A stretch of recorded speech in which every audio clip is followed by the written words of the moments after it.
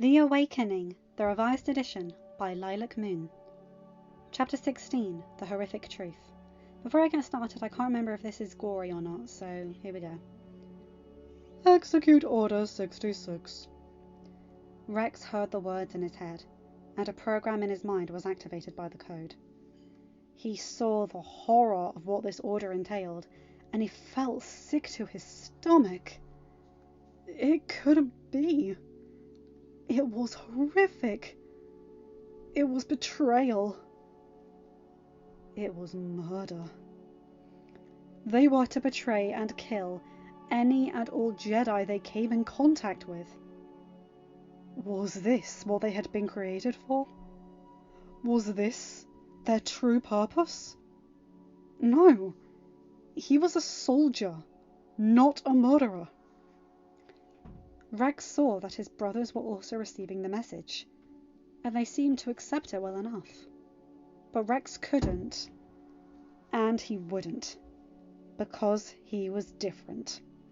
He had to fight the programming, which was an excruciating feat, to say the least. But he remembered one thing that rang in his mind, something that his brothers didn't have to help them, and something that set him apart from the rest of his brothers. And that was General Skywalker's friendship and guidance. You're a person, Rex, and you always have a choice. Anakin had told him this on more than one occasion. Anakin had often reminded him that he was a person first. A clone, but a person and not a droid. He had choices, and Rex was choosing not to do evil things, which inevitably meant not only disobeying orders, but also defying his programming. As he made that final choice, the programming in his head was overridden. There was a terrible, excruciating pain in his head, but it subsided quickly, and Rex was no longer hearing the voice of the Chancellor, or any voices. His programming had permanently malfunctioned when he refused to obey the commands of the programming. But his brothers had not been so lucky, and he would now be seen as an enemy to them.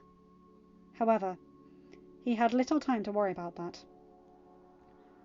Cody, I need to return to Coruscant immediately. Take me to my ship, Obi-Wan said as he exited the opening to the factory, which was encased inside the mountain before them. Yes, sir, Cody replied as he took a long pause before drawing his blaster. Obi-Wan immediately sensed danger, but did not count on Rex's help. No, Cody, don't!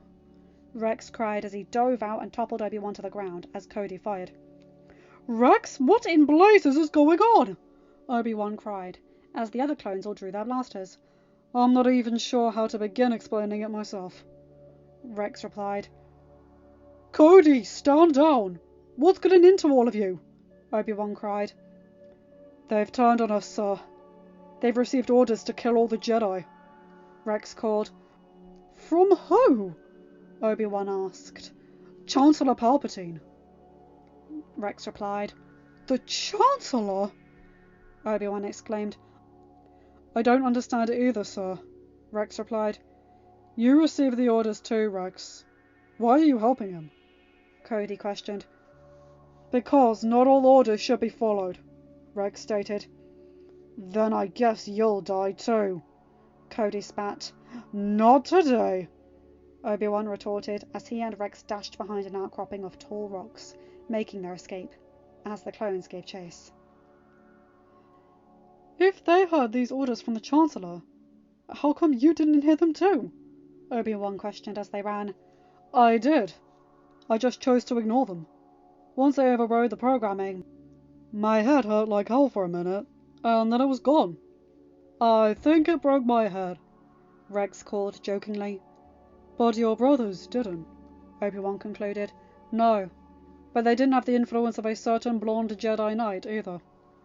Anakin always told me that not all orders are meant to be followed, especially if you think they are wrong, Rex explained as they hid behind a large boulder. Obi-Wan rolled his eyes.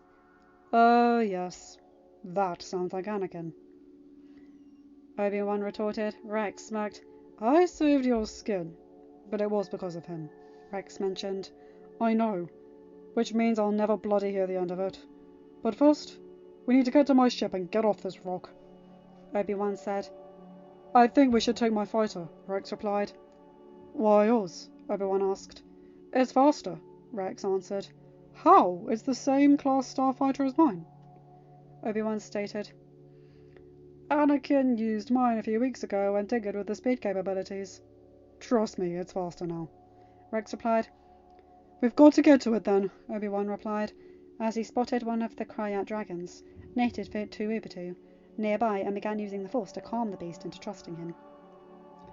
Come on, this creature will get us to your ship faster, Obi-Wan said as he suddenly stumbled slightly. General, you alright? Rex asked. Yes, but something is terribly wrong with Anakin. We have to get back to Coruscant as fast as possible, Obi-Wan called, as the beast took off down the mountain with them on his back. Padme stood on the veranda, and she slowly sunk to her knees, suddenly sobbing uncontrollably. She had been worried, since Anakin had gone to face the Sith Lord, who was frighteningly enough Chancellor Palpatine himself, with the other Jedi. But the sudden feeling of dread had come over her so suddenly that she knew something was wrong, and the twins knew it too, for they were moving around a lot. "Oh, Anakin, you have to be okay. You have to come back to me," Padme cried, falling to her knees. This was how Ahsoka found her, moments later, as she arrived. She, too, was terribly frightened, for her master's usually strong Force presence had suddenly grown very weak. She was at Padme's side in an instant to comfort her. Mace panted as he shifted Anakin's weight over his shoulders. He grasped his conlink and raised it to his lips. Yes, Master Windu? Bail Organa asked. Bail, I'm outside the Senate building. I need your help immediately, Mace said. I'll be right there, Bail replied. Not being very far away, Bail arrived a few minutes later. What happened to Anakin? Bail exclaimed in concern. Mace placed Anakin in the back of the speeder. He was gravely injured by the Sith. Please take us to Senator Amidala's apartment, Mace said. Padme's apartment? Bail questioned. I'll explain on the way, Mace replied. Bail nodded and flew the speeder towards Republica 500. With his cloak billowing behind him, and the hood covering his head, Darth Vader marched up the steps of the Jedi Temple, with a battalion of the best clone troops behind him. The knights came out fighting, ready to defend their temple and the young ones inside. Vader smiled cruelly as he ignited his blood-red saber, eager to work his way toward the complete destruction of the Jedi. Padme's heart nearly stopped as she saw Bail and Master Windu land on her veranda. Ahsoka helped her to her feet, and she could see her unconscious husband in the back seat. She immediately knew something had gone horribly wrong. Mace Windu looked at her for a moment, and she also knew immediately that he knew about them, as did Bail. She somehow found a way to move her legs and ran out to meet them, Ahsoka eagerly following. "Master Windu, what happened?" Padme asked desperately. Mace and Bail carefully carried Anakin inside and laid him down on the sofa. She was immediately by his side and placed her hand on his forehead. She recoiled in shock as his skin felt searing hot under her hand. "He's burning up! 3PO, get me a cold compress immediately and a Bacta patch for his wound," Padme ordered, as she began examining the virtual cauterized hole in her husband's side. "Oh, Master!" Ahsoka cried as she knelt beside Padme. "Right away, Miss Padme," 3PO explained, going about the chore frantically. "You know about us?" Padme asked, looking at the Jedi Master. "Yes, my lady," Mace replied. "Did Anakin tell you?" she asked. Mace looked at her sadly. "No, Padme, he didn't," he replied. She knew what that meant. Palpatine had exposed her husband to him. "Did Palpatine do this to him?" she asked. Mace looked surprised. "Anakin told you?" Mace asked. "Told you what? What is going on?" Ahsoka questioned. "I'm afraid that Chancellor Palpatine is the Sith Lord we've been looking for," Mace told the young Padawan. "He came to me first, just after he found out, and told me to start packing. He wants me and our babies off Coruscant, and he wanted me to wait for him," she replied. Bail looked shocked. as he noticed her growing stomach, which was not concealed as well by the blue dress she was wearing. Babies! Bail exclaimed. Padme winced as she placed the compress on Anakin's head. I apologize to both of you. Anakin and I never wanted to hide anything from anyone. But we love each other, and it was necessary, Padme replied. Palpatine did this, along with his apprentice. Anakin was hit by a seriously crippling amount of Force lightning, in addition to the lightsaber wound he sustained to his side. I won't lie to you, Senator. It should have killed him, Mace said. Padme choked back a sob as tears pooled in her brown eyes. As he said that, Anakin began tossing his head from side to side and shaking. Anakin! Anakin, calm down. I'm here, Padme soothed, as she smoothed her hands along his face. Padme, so sorry. So sorry. I couldn't protect you. Baby. Anakin rasped incoherently. It's okay, my love. I'm here, and I'm fine. Our baby is not Ahsoka fine too. Padme tried to comfort him, as she looked back at Mace. What's going on, Master Windu? Padme questioned. Mace put a hand on her shoulder. You should want to sit down for what I am about to tell you, milady. For it will be hard for you to hear. It brought Anakin to his knees, Mace said. Fear washed over her, and she clutched Anakin's hand tightly. What could have possibly thrown Anakin into so much emotional turmoil? She stilled herself in preparation for what she was about to hear, though she would soon learn that nothing could prepare her for the horrific truth. I'm fine right here, she said, with a quiver in her voice. Now, please, tell me what's going on, Padme requested. Mace took a deep breath. It seems that nearly 2 years ago, you were led to believe that you had a miscarriage with your first child. But this was not the case, Mace began. Padme stared at him in disbelief. How do you know about that? Only Dorme, Captain Typho, Ahsoka, and the droids know about the baby we lost. How could you or Palpatine possibly know that? Padme exclaimed. He is the Sith Lord, milady, and he was probably watching you. He probably sensed your pregnancy before even you knew, and he planned your abduction, Mace replied. Padme thought back to the gala, the night before her miscarriage.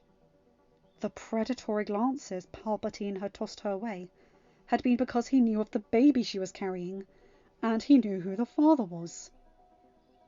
But that was irrelevant now. My abduction?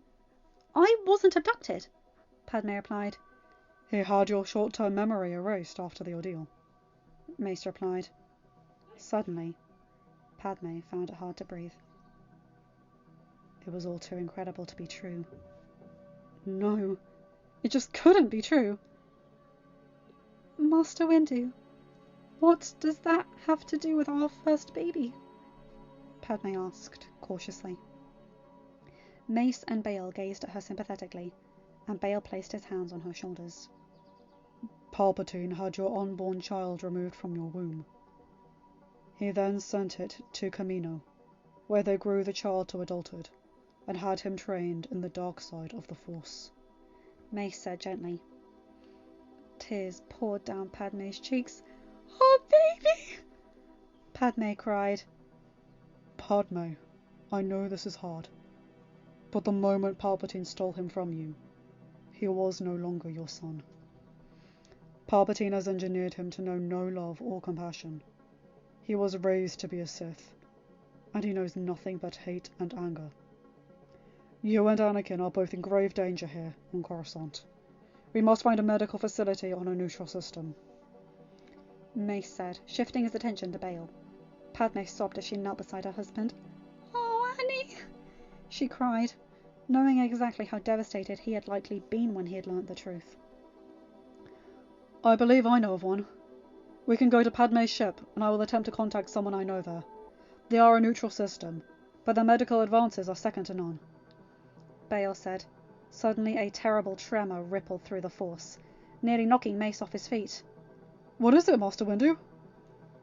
Bail asked, as he noticed that Ahsoka was feeling the same thing, by the terror-stricken look on her face.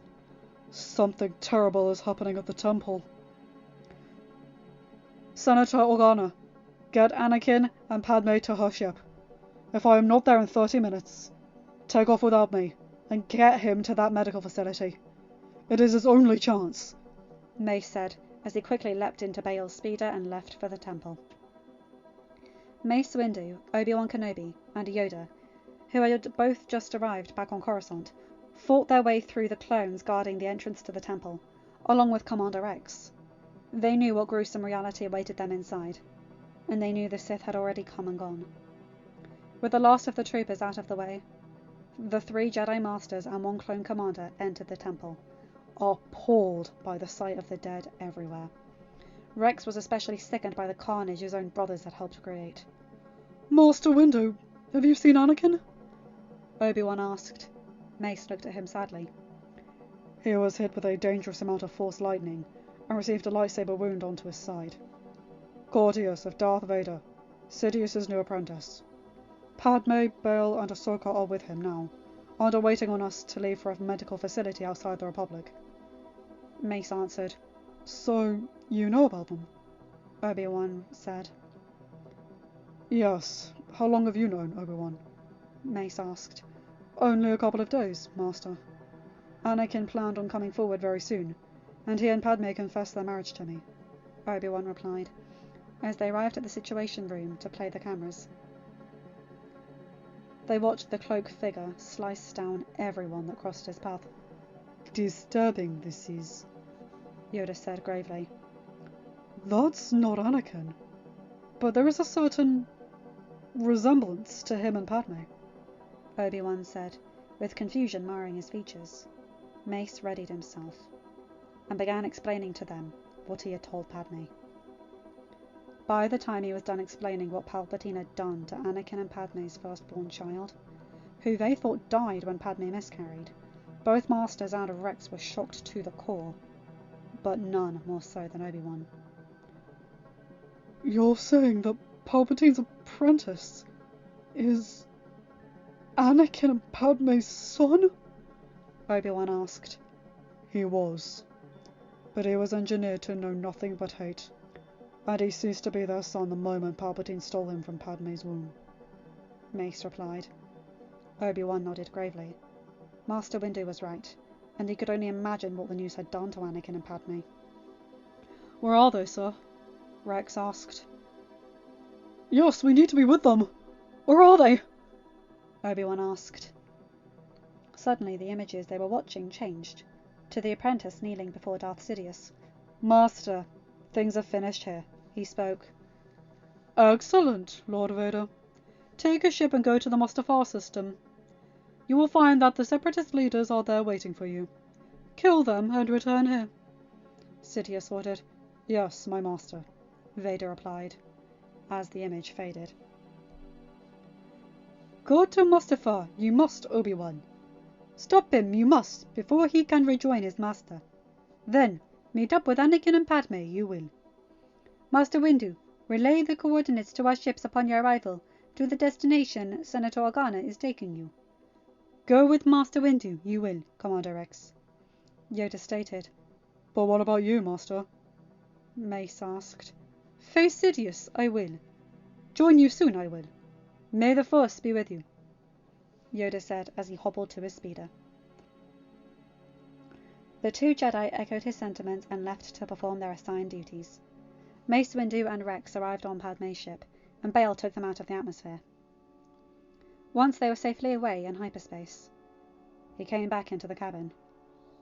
Commander Rex, let me just say we are grateful that there is at least one clone that chose to do the right thing, Bail said.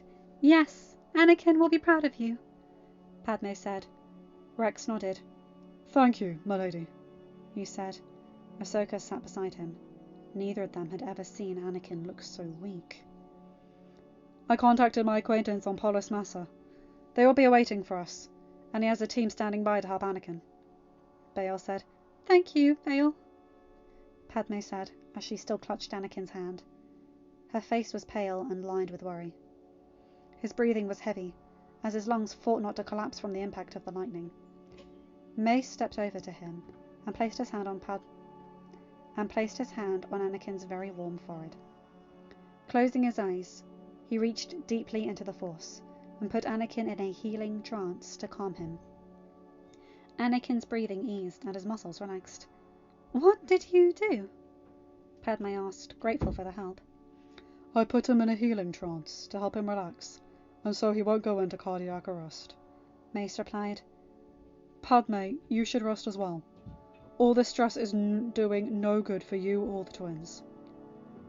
"I'm staying right here," Padme replied stubbornly. Seeing as it would be impossible to get her to leave Anakin's side, the two men took their seats, and Bail switched on the holoscreen.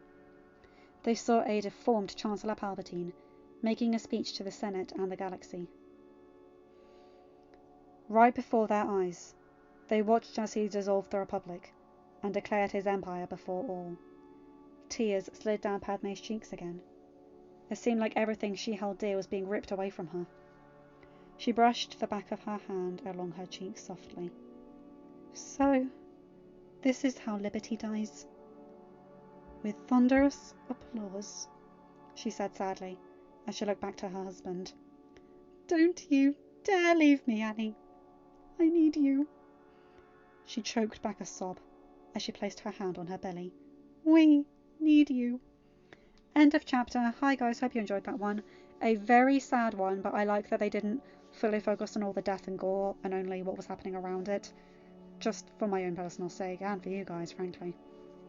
Anyway, that's very sad, but at least, you know, the survivors are coming together and doing their best to make sure everyone gets out okay.